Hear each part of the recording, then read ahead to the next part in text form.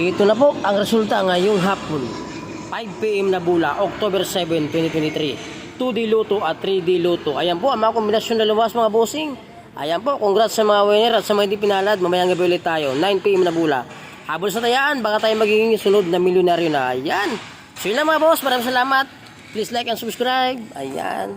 Magandang hapon.